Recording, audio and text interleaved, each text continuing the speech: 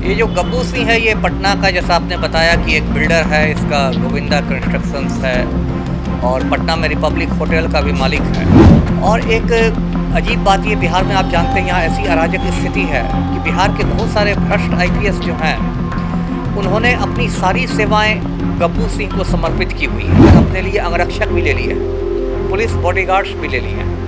यदि कोई आम आदमी, शरीफ आदमी पुलिस विभाग से अंगरक्षक मांगता है तो उसको सीधा जवाब मिलता है कि बल की बहुत कमी है। हाँ, ये भी है, इसकी भी जांच होनी चाहिए कि गब्बू सिंह जो है वो मनी लॉन्ड्रिंग भी करता है, यानी कि जो भ्रष्ट आईपीएस अफसरों की काली कमाई होती है, जो 2 नंबर की कमाई है, उसको वो अपने कंस्ट्रक्शन कंपनी के जरिए सफ़ेद बनाता है। ये भी राजनीतिक गलियारों में चर्चा है कि जदयू के जो प्रदेश अध्यक्ष हैं ललन सिंह, वो उनके बहुत ही करीबी हैं ये गब्बू सिंह।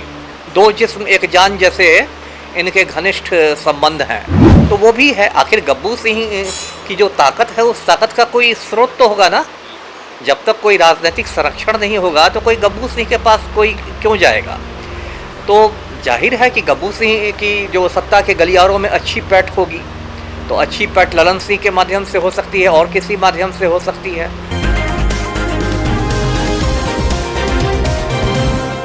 जदयू नेता व नामचीन बिल्डर गब्बू सिंह के 30 ठिकानों पर बीते दिनों छापेमारी पड़ी थी, जहां पर तमाम पैसे जो है वो बरामद हुए थे, तमाम कागजात बरामद हुए थे। जिसके बाद बता दें आपको कि यह साफ जो है बातें सामने निकल के आई कि गब्बू सिंह ने जो है काली कमाई बहुत सारी कमा के रखी है। वहीं आज हमारे साथ बात करने के लिए पूर्व आईपीएस अमिताभ कुमार दास सर हैं। सर से बात करेंगे, जानेंगे क्या कुछ इस मुद्दे पे सर कहेंगे। सर बताइएगा सर, जिस तरीके से 30 ठिकानों पर छापेमारी चली थी, तमाम पैसे जो है वो बरामद किए गए हैं, आयकर विभाग की लगातार छापेमारी चली थी, क्या कहिएगा सर? अब पहले मैं दर्शकों को बता दूं कि ये गब्बू सिंह है कौन।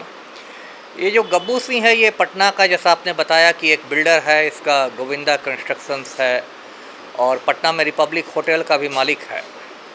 अब गब्बू सिंह के साथ देखिए, अभी ये चर्चा में इसलिए आया है क्योंकि इसके 30 ठिकानों पर आयकर विभाग ने छापेमारी की है, इनकम टैक्स का रेड हुआ है 30 ठिकानों पर।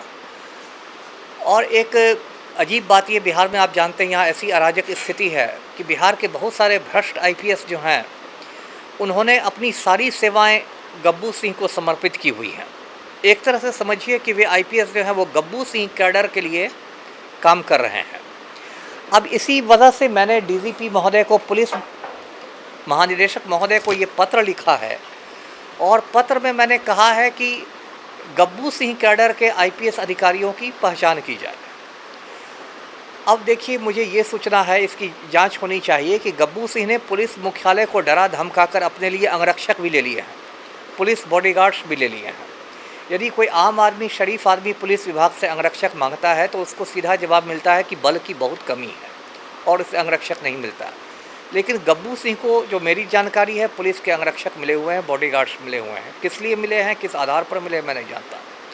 दूसरी बात यह है कि गब्बू सिंह जो है वो बिहार में आईपीएस अफसरों की ट्रांसफ़र पोस्टिंग भी करवाता है।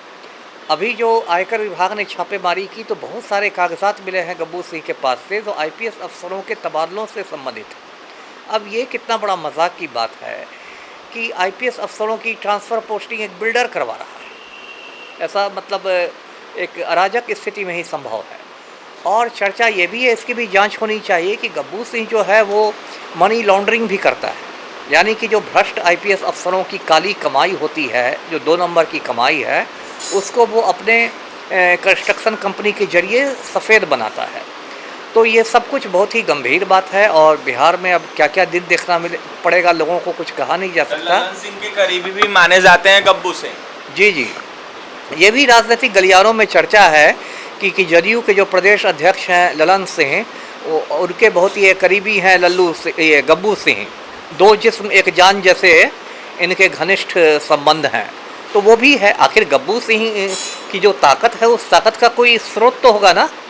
जब तक कोई राजनीतिक संरक्षण नहीं होगा तो कोई गब्बू सिंह के पास कोई क्यों जाएगा। तो जाहिर है कि गब्बू सिंह की जो सत्ता के गलियारों में अच्छी पैठ होगी, तो अच्छी पैठ ललन सिंह के माध्यम से हो सकती है और किसी माध्यम से हो सकती है। तो ये पूरे बिहार में देखिए खुलेआम माफिया का नंगा नाच हो रहा है और ईमानदार अधिकारियों पर सर्जिकल स्ट्राइक किए जा रहे हैं। मुझे ही आप देखिए, मुझे समय से पहले रिटायर करा दिया गया। मैंने माफिया के आगे कभी झुकना नहीं मंजूर किया, तो मुझे समय से पहले रिटायर करा दिया गया और मुझ पर कोई इल्ज़ाम नहीं था, तो कहा गया कि आपको लोक हित में रिटायर किया जाता है, पब्लिक इंटरेस्ट में। तो ईमानदार अफसरों पर सर्जिकल स्ट्राइक हो रहा है और जो गब्बू सिंह कैडर के IPS हैं वो फल फूल रहे हैं।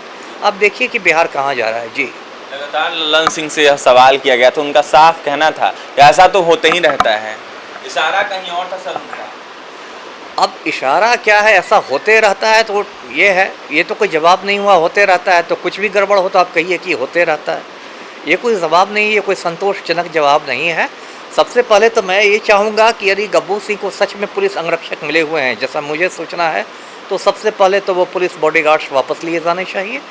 उसके बाद गब्बू सिंह कैडर के अधिकारियों की पहचान होनी चाहिए, इसके मोबाइल को खंगाला जाना कि किन IPS अफसरों के साथ ये रहता है, किन किन के ऐसे तबादले करवाएं, क्योंकि एक बहुत बड़ा रैकेट हुआ है, बहुत बड़ा घोटाला हुआ है बिहार में। जी, तो आपने सुना हमारे साथ पूर्व IPS अमिताभ कुमार दास सर थे। उन्होंने पत्र लिखा है DGP को, बिहार के DGP SK सिंघल को, और इनका साफ कहना है कि जिस तरीके से गब्बू सिंह के 30 ठिकानों पर छापेमारी चल रही है, गब्बू सिंह जो है ललन सिंह के करीबी माने जाते हैं और लगातार जो है जो पैसा है IPS का, जो काली कमाई है वो कहीं ना कहीं खपाते हैं, बिल्डिंग में जो है वो खपाते हैं। गब्बू सिंह एक नामचीन बिल्डर है और जदयू नेता है और जदयू के राष्ट्रीय अध्यक्ष ललन सिंह के करीबी माने जाते हैं। वहीं अंगरक्षक जिस तरीके से मिला है उसको लेकर अमिताभ कुमार दास सर ने साफ कहा है कि अंगरक्षक जो है वापस लिया जाए और कार्रवाई जो है वो की जाए गब्बू सिंह पर और तमाम चीजों की जांच की जाए गब्बू सिंह की। फिलहाल क्या कुछ कहते हैं पूर्व IPS अमिताभ कुमार दास, आपने सुना है। और भी तमाम खबरों के लिए बने रहिए हमारे साथ, हमारे चैनल को सब्सक्राइब करें, पेज को लाइक करें। बहुत बहुत धन्यवाद।